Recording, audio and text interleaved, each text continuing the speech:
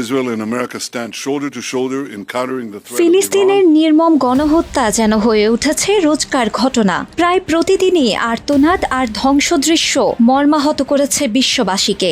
গাজায় এখন আর নেই বিশেষ দিন, প্রতিটি দিনই মৃত্যুর প্রহর গোনার দিন।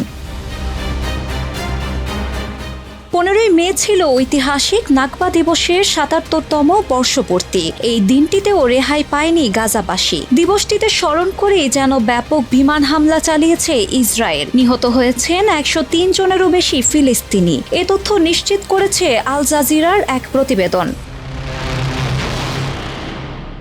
1948 সালের এই 14ই মে জন্ম হয় ইহুদি সংখ্যাগরিষ্ঠ অবৈধ রাষ্ট্র ইসরায়েল। এর একদিন পর থেকে শুরু হয় ফিলিস্তিনিদের ঘরবাড়ি থেকে তাড়িয়ে দেওয়ার জন্য হত্যা, ধর্ষণ, লুট, অগ্নিসংযোগ। প্রাণ ভয়ে লাখ লাখ ফিলিস্তিনি বাড়িঘর, সহায় সম্পত্তি ছেড়ে পালাতে থাকে।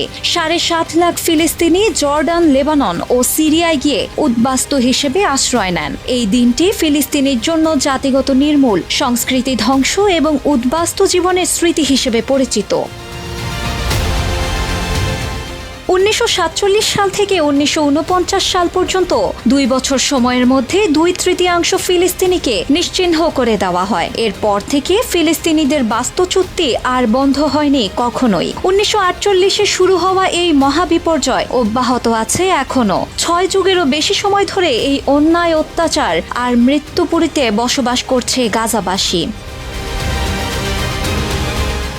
গাজা উপত্যকায় ইসরায়েলি বাহিনীর চলমান হামলায় নিহতদের অধিকাংশই নারী ও শিশু। গত 19 মাস ধরে চলা অবিরাম হামলায় মৃতের সংখ্যা আরও ভয়াবহ রূপ নিয়েছে।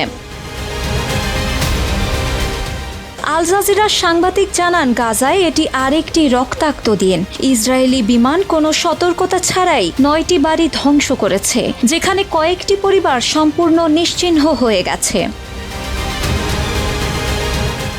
নাকবা দিবস ফিলিস্তিনিদের স্বাধীনতা, ফেরার অধিকার ও ন্যায় বিচারের প্রতীক। বছরের পর বছর ফিলিস্তিনিরা আজও উদ্বাস্তু শিবিরে জীবন কাটাচ্ছেন। এর আগেও গত 19 জানুয়ারি সম্মত হওয়া যুদ্ধবিরতি ঘোষণা করা হলেও তা লঙ্ঘন করে আবারও ব্যাপক হামলা চালায় ইসরায়েল। শুধু তাই নয়, যুদ্ধবিরতি নিয়ে কিছুদিন আগে কথা উঠলে সেখানে ইসরায়েলের প্রধানমন্ত্রী নেতানিয়াহু জানান ইসরায়েল থামবে না। এরপর এই বিশেষ দিবসে হামলা। এতে ইসরায়েলের বিরুদ্ধে জরুরি হস্তক্ষেপের দাবি জানিয়েছে ফিলিস্তিনি কর্তৃপক্ষ ও মানবাধিকার সংগঠনগুলো। শিলা ইসলাম, সময়ের আলো।